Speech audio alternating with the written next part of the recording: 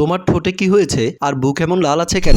ছোট ননদের কথায় আঁচলে বুক ঠেকে শারমিন বলল, এটা এলার্জির দাগ। সে অবাক হয়ে বলল, এলার্জি আমারও আছে, কিন্তু আমার তো এমন হয় না। আমার মনে হচ্ছে এটা এলার্জির দাগ না, আর তোমার ঠোঁট কেটে তো রক্ত পড়ছে। এমন সময় শাশুড়ি এসে বলল, কাজকর্ম বাদ দিয়ে সুখের গল্প শুরু করে দিয়েছো দেখছি তোমরা দুজনেই। শারমিনকে উদ্দেশ্য করে বলল, তোকে বলছি না চুপচাপ কাজ করবি, কারোর সাথে কথা বলবি না। শারমিন নিচু স্বরে বলল, ভুল হয়ে গেছে মা, এখনই যাচ্ছি। তারপর চুপচাপ রুম থেকে বেরিয়ে গেল।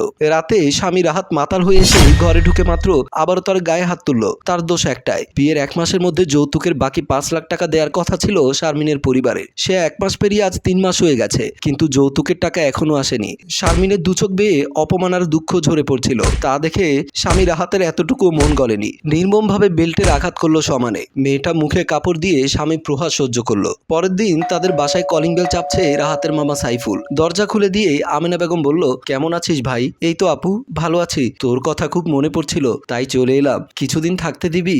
আরে এটা আবার বলার কি আছে, যতদিন ইচ্ছে থাক না। সাইফুল খুশি হয়ে বলল, আপু আমার ভাগ্নেরা কোথায়? এই সময় কি আর তারা বাসায় থাকে? সবাই অফিসে। তুই এক কাজ কর, হাত মুখ ধুয়ে ফ্রেশ হয়ে নে, তোকে আমি নাস্তা দিচ্ছি। আমেনা বেগম রান্নাঘরে চলে গেল। রান্নাঘরে গিয়ে দেখলেন সেখানে কাজ করছে একা শারমিন। কি ব্যাপার, বড় বউ কোথায়? তার কি এখনো ঘুম ভাঙেনি? মা, ভাবি বলল তার খুব মাথা ধরেছে, তাই শুয়ে আছে। আচ্ছা ঠিক আছে, আমার ভাই এসেছে, তুমি ওর জন্য নাস্তা রেডি করে দিয়ে আসো। ওর চায়ের কিন্তু চিনি বেশি দেবে না। তিনি চলে যেতেই সে ভাবলো, বড় ভাবির মতো যদি আমার বাবা যৌতুকের সব টাকা দিয়ে দিত, তাহলে হয়তো আমিও সেদিন কিছুটা সময় আরো শুয়ে থাকতে পারতাম। শারমিনের মনে পড়লো, এই তো গত সপ্তাহে একদিন সকালবেলা খুব জ্বর হয়েছিল তার, কিছুতেই বিছানা থেকে উঠতে পারছিল না। ঘড়িতে যখন 11টা, তখন তার শাশুড়ি তার রুমে এসে তার চুলের মুঠি ধরে বলেছিল, নবাব নন্দিনী, তোর বাপের বাড়ি থেকে কয়জন ঠাকুর পাঠিয়েছে? তোমার সাথে যে এত বেলা করে ঘুমাচ্ছ।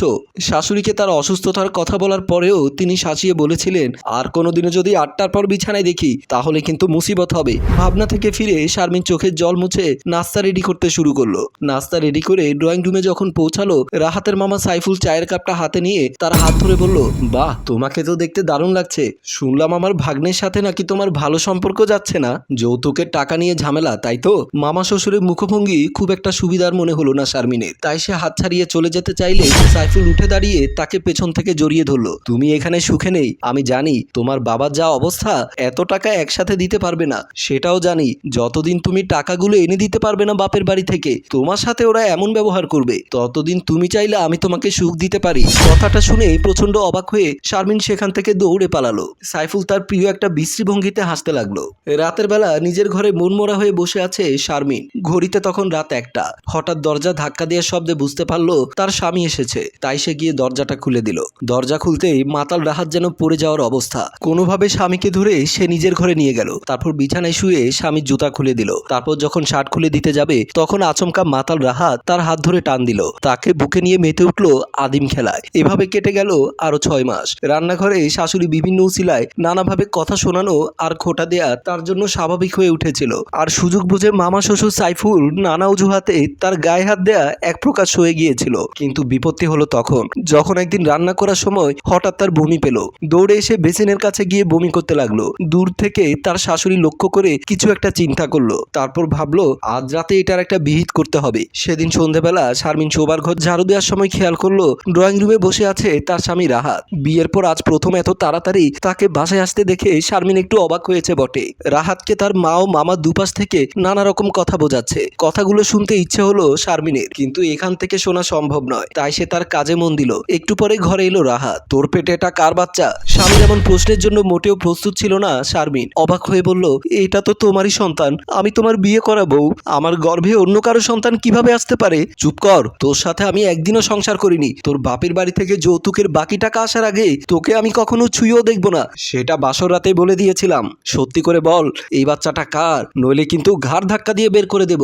সে বারবার স্বামীকে আকুতি মিনতি করে স্বামীকে বোঝানোর চেষ্টা করলো যে সন্তানটা তার, কিন্তু রাহাত কিছুতেই বুঝতে চাইল না। উল্টে চর মেরে শাসিয়ে বলল, হয়তো নাগরের নাম বলবি, না হলে এক্ষুনি এই বাসা থেকে বেরিয়ে যাবি এই বাচ্চা নিয়ে। রাহাত চলে যাবার পর সেদিন শারমিন খুব কেঁদেছিল। 4 দেয়ালের ভেতরে তার চাপা কান্না কেউ দেখেনি। তার কিছুদিন পর একদিন রাতে সবাই যার যার ঘরে চলে যাওয়ার পর বাসন কোসন নিয়ে রান্নাঘরের দিকে যাচ্ছে শারমিন। তখনও রাহাত বাসায় আসেনি। এমন সময় পেছন থেকে এসে তার মুখ চেপে ধরে তাকে নিজের ঘরে নিয়ে চলে গেল মামা শ্বশুর সাইফুল। বিছানায় ফেলে তাকে ভোগ করতে চাইলে নিরীহ শারমিনের চিৎকার করা ছাড়া আর কোনো উপায় ছিল না। তার চিৎকারে তার শাশুড়ি ছুটে আসলো। শারমিন শাশুড়ির কাছে আশ্রয় নিয়ে তাকে সব কথা বলল। শারমিন আরো কিছু বলতে চাইলো, তারপর তিনি শারমিনকে চড় মেরে বললেন, আমার ভাইটা একটু করতে চেয়েছে, তাতে কি হয়েছে? এভাবে সারা বাড়ি মাথায় করতে হয়? তোর বাবা যৌতুকের টাকাগুলো আর দিতে পারবে বলে মনে হয় না। আমার ছেলে তোকে আর কোনোদিনও ছুঁয়েও দেখবে না। সংসার করা তো দূরের কথা, আমার ভাইয়ের সাথে অন্তত নিজের জ্বালা মিটিয়ে নিতে পারতি। কথাটা বলেই তিনি শারমিনকে সাইফুলের দিকে ধাক্কা মেরে চলে গেলেন। সাইফুল দরজা বন্ধ করে দিল। পরের দিন সকালবেলা ড্রয়িং রুমে সবাই বসে আছে। ক্ষতবিক্ষত শরীর নিয়ে শারমিন তার স্বামীকে বারবার বোঝাতে চাইল গত রাতের ঘটনা তার কোনো দোষ নেই, এমনকি তার শাশুড়িও তাকে রক্ষা করেনি। মামা শ্বশুর সাইফুল বলল, তুমি আমার নামে এসব কথা রটাতে চাইছো কেন? আমি বুঝতে পারছি না আমি তোমার কি ক্ষতি করেছি। শাশুড়ি বলল, আমার ভাইয়ের নামে যদি এসব কথা আর বলে তো তোমার কিন্তু খবর আছে বলে দিলাম।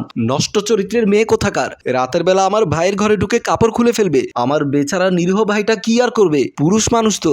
সবার কথাগুলো শুনে স্বামী রাহাত বলল, আমার বাড়িতে তোর কোনো জায়গা নেই। তারপর সে বউয়ের চুলের মুঠি ধরে বলল, আমি রাতে বাসায় ফিরে যেন তোকে চোখে না দেখি।